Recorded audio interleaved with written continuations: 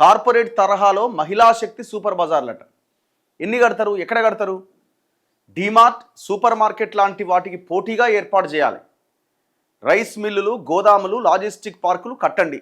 పెద్ద వ్యాపారాల్లోకి రావాలని మహిళా సంఘాలకు ముఖ్యమంత్రి రేవంత్ రెడ్డి పిలుపు. అవసరమైన భూములను ప్రభుత్వం తరపున కేటాయిస్తాం. 100 ఎకరాల వరకు ఇవ్వడానికి కూడా సిద్ధం. రాజకీయాలు, ఆస్తుల కోసం సొంత చెల్లెళ్లను ఇండ్ల నుంచి వెళ్ళగొడుతున్నారని కమెంట్. 8,000 ఇందిరా స్త్రీ శక్తి భవనాల నిర్మాణానికి సచివాలయం నుంచి వర్చువల్గా ముఖ్యమంత్రి శంకుస్థాపన. మహిళా సంఘాలకు బ్యాంకు లింకేజీ రుణాల పరిమితిని 5 లక్షల నుంచి 10 లక్షలకు పెంచుతున్నట్టు ప్రకటన. వీడియో కాన్ఫరెన్స్ ద్వారా పలు జిల్లాల సమాఖ్యలతో ముఖాముఖి. మహిళా సంఘాల కోసం చిలుకపచ్చ రంగు ఇందిరమ్మ చీరల ఆవిష్కరణ. ప్రోగ్రామ్ దేనికి పెట్టిరంటే ఇది యాక్చువల్గా ఇగో ఈ ఇందిరమ్మ చీరలు కొత్త అంటే ఇప్పుడు నెక్స్ట్ ఇవ్వబోయే ఇందిరమ్మ చీరలు చిలకపచ్చ రంగు అట. అంతమంది ఏదో కలర్ ఉండే కదా, ఇప్పుడు ఆ కలర్ కాదు, ఇప్పుడు చిలకపచ్చ రంగు కలర్ చీరల ఆవిష్కరణ కార్యక్రమాన్ని ముఖ్యమంత్రి నిన్న చేసిండు. అందులో భాగంగా మాట్లాడినటువంటి మాటలు అన్నమాట ఇవన్నీ. ఇప్పుడు ఇవన్నీ ఏం అక్కర్లేదండి. విద్య, వైద్యం ఈ రెండింటిని మీరు ప్రభుత్వం తరపున పర్ఫెక్ట్గా అందించగలిగితే ఏ మహిళ ఇంకేం కోరుకోదు. మేము మాట్లాడుతుంది గ్రామాల్లో ఉన్న మహిళల గురించి మాట్లాడుతున్నాం.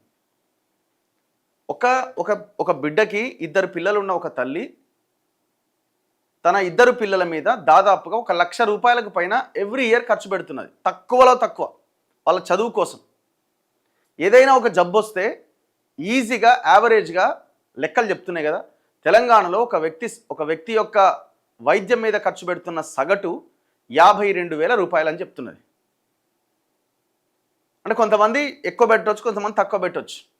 అట్లా కుటుంబం, 4 ఉన్న కుటుంబము దాదాపుగా 50,000 నుంచి 1,00,000 రూపాయలు ఏదో ఒక సందర్భంలో ఖర్చు అవుతున్నది. మరి ఈ రెండు మీరు ప్రభుత్వం తరపు నుంచి అందిస్తే అసలు ఏం అడుగుతారు? ఇంకా ఏం కావాలని అడుగుతారు? నీ 2,500 అక్కర్లేదు, నీ స్కూటీ అక్కర్లేదు, నీది ఏది అక్కర్లేదు. దాని గురించి ఎందుకు మాట్లాడవు? ఇది సాధ్యమవుతుందా అని మీరు చెప్పండి. మహిళా శక్తి సూపర్ బజార్లు పెడతారట, డీమార్ట్ లెక్క ఈ మహిళా మార్చు పెడతారట. ఎట్లా పాసిబుల్ అవుతుంది? ఎన్ని పెడతావు అట్లా? ఇవాళ మొత్తం ఉన్న మహిళా గ్రూపులన్నింటికి ఒక్కొక్క గ్రూప్కి ఒక్కొక్క సూపర్ మార్కెట్ కట్టగలుగుతావా? మరి అన్ని కట్టిస్తే ఎవడు పోవాలి, ఏడగొనాలి, ఏం కథ? ఇలా మొత్తం బ్లింకిట్లు, జెప్టోలు, మొత్తం బిగ్ బాస్కెట్లు ఇవన్నీ వచ్చిన తర్వాత ఇవాళ షాప్కి వెళ్ళి కొనడమే తగ్గిపోయింది. ఈ సూపర్ మార్కెట్లకి, సూపర్ బజార్లకి ఏదో ఆ డీమార్ట్లో తక్కువ ఛార్జ్, కొంత దాంట్లో డిస్కౌంట్స్ ఎక్కువ ఉంటాయి కాబట్టి ఎగబడుతుంటారు తప్ప మిగతా అసలు నడవక మూతే పడుతున్నాయి కదా. చాలా వరకు ఆన్లైన్ మార్కెటింగ్ అయిపోయింది మొత్తం. ఏదో చెప్తారు ఇక. ఇప్పుడు మొన్నటిదాకా అదేదో కట్టించినామన్నారు. ఏది ఆర్టీసీ బస్సులు ఇచ్చినామని అన్నారు. ఏ మహిళలకు మేలు జరిగింది? ఎన్ని సంఘాలకు మేలు జరిగింది? ఎవరన్నా బయటకు వచ్చి చెప్తారా? ఇగో మహిళలే రైస్ మిల్లులు పెట్టుకోవాలి. పెద్ద పెద్ద కంపెనీల యజమానులు బ్యాంకుల దగ్గర 1,000 కోట్లు అప్పులు తెచ్చి దేశాన్ని ముంచి విదేశాలకు పారిపోతుంటే మన మహిళలు మాత్రం తీసుకున్న ప్రతి రూపాయిని సకాలంలో చెల్లిస్తూ దేశానికి ఆదర్శంగా నిలిచారని ముఖ్యమంత్రి రేవంత్ రెడ్డి కొనియాడారు. గ్రామీణ ప్రాంతాల్లో ఐకేపీ కేంద్రాల ద్వారా ధాన్యం కొనుగోలు చేసే సమయంలో రవాణా, ఐకేపీ మిల్లుల సమస్యలు, దళారుల వేధింపులు ఎదురవుతున్నాయని, వీటికి శాశ్వత పరిష్కారంగా మహిళలే స్వయంగా రైస్ మిల్లులు పెట్టుకోవాలని సూచించారు.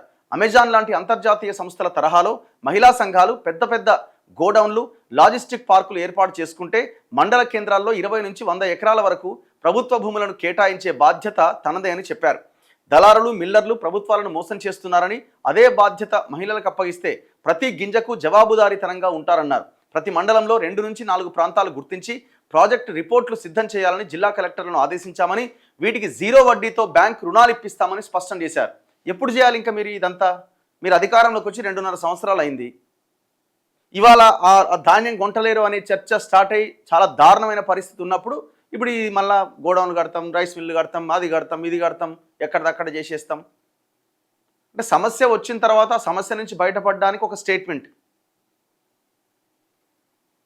ఏందో అంత ఎట్లా అయిపోయిందంటే పరిస్థితి, ఏదో అది అంటారు కదా, జరగని దాన్ని ఒక పెద్ద దాన్ని మన ముందు తెచ్చి పడేసి ఇది చేస్తానంటే చేస్తాడేమో, వామో ఇంత పెద్దది, ఇంత పెద్ద హామీ ఇచ్చిండు, ఇది ఏం జరగదు అని అనుకున్నా కూడా ఆయన అంత పెద్ద హామీ ముఖ్యమంత్రి ఇచ్చినట్టు జరుగుతుందేమో.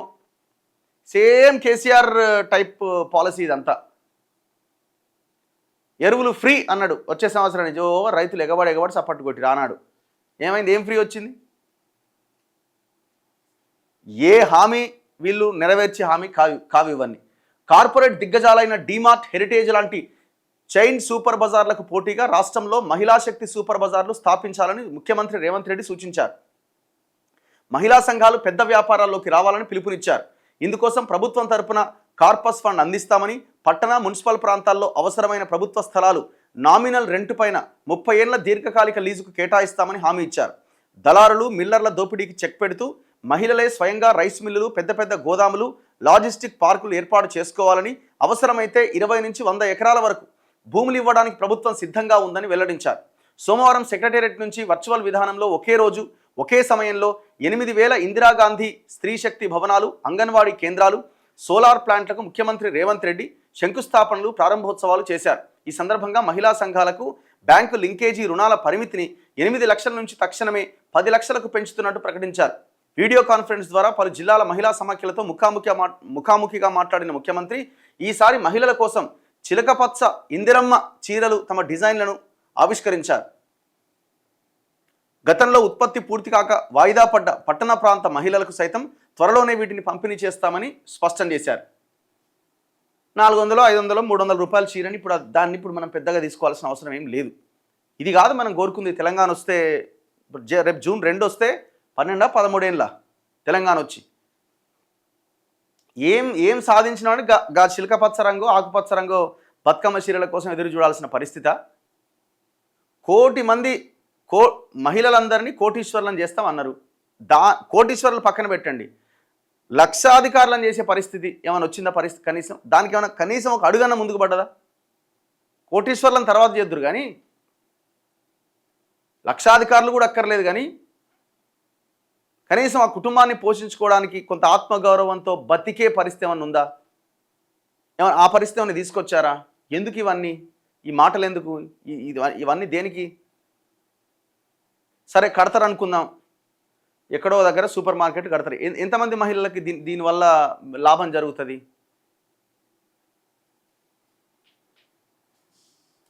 నిన్న ఆయన ఆకునూరి మురళి గారు రిజైన్ చేశారు కదా. ఆయన ఈ మిడ్ డే మీల్స్ మీద మీరు ఒక రిపోర్ట్ ఇవ్వండి అన్నాడు. ఇదే రేవంత్ రెడ్డి ఆయననే. ఎప్పుడు ఆ మధ్యకాలంలో విషాహారం తిని అంత పిల్లలంత ఇబ్బంది ఇదైనప్పుడు ఒక రిపోర్ట్ తయారు చేయండి, దాని ప్రకారం మేము యాక్షన్లోకి దిగుతామని ముఖ్యమంత్రి ఆకునూరి మురళి గారిని ఆదేశిస్తాడు. వాళ్ళు 200 స్కూళ్ళు తిరిగి అసలు ఏంది పరిస్థితి అట్లా ఇట్లా ఏదో చేస్తాడేనా అని చెప్పి ఒక పెద్ద రిపోర్ట్ తయారు చేసి ఆయన టేబుల్ మీద పెడితే దాన్ని తీసుకుపోయి చెత్తబుట్టలు వేసిండు. గా పని చేయలేకపోయినావు నువ్వు. తెలంగాణ ఎడ్యుకేషన్ పాలసీ తయారు చేయమని ఆయనకి చెప్తే ఆయన దేశాలు తిరిగి ఆ దేశం ఈ దేశం 4-5 దేశాలు ఖర్చు దండగా ఈడ తిరిగి ఆడ తిరిగి ఒక రిపోర్ట్ తయారు చేసిండు. ఆ రిపోర్ట్లో ఒక్కదాన్ని ఇంప్లిమెంట్ చేసినావా? వచ్చిన దాన్నే నువ్వు చెప్పిన దాన్నే నువ్వు అమలు చేయనోడివి. ఇవన్నీ నువ్వు చేస్తావంటే జనాలు నమ్మాలా?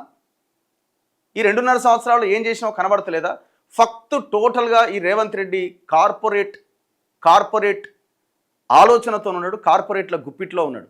అది ఏదైనా కావచ్చు, ఇంజనీరింగ్ కాలేజీలు కావచ్చు, ప్రైవేట్ స్కూలు కాలేజీలు కావచ్చు, లేదు కొన్ని వర్గాల చేతిలో ఉన్న బిజినెస్లు కావచ్చు, వాళ్ళ హ్యాండ్ ఓవర్లోనే ఉన్నాడు. వాళ్ళని కాకుండా నేను ఏమైనా చేస్తే నాకు రాజకీయంగా పదవి లేదు అని అనుకుంటాడు. కానీ మిగతా 90% పైన ప్రజలు మాత్రం గాలికి వదిలేసిండు. ఇంటర్మీడియట్ విద్యని పాఠశాల విద్యలో కలపాలి అని ఒక ఆ పాలసీలో ఉంటే దాన్ని కలపాలి అని ఆర్డర్ ఇచ్చినోడు మళ్ళీ వెనక్కి తగ్గిండు రాత్రికి రాత్రే. ఎవరికి తలొగ్గిండు? కార్పొరేట్ కాలేజీలకి వాటికి తలొగ్గి రాత్రికి రాత్రి డెసిషన్ తీసుకొని ఇప్పుడు లేదని చెప్పేసిండు. ఇట్లా ఏ నిర్ణయం తీసుకోలేడు కూడా. అంటే అంత ఒక అడ్మినిస్ట్రేషన్ లోపం అనండి, ఏ రకంగా కూడా ఆయన పట్టు సాధించలేకపోతున్నాడు.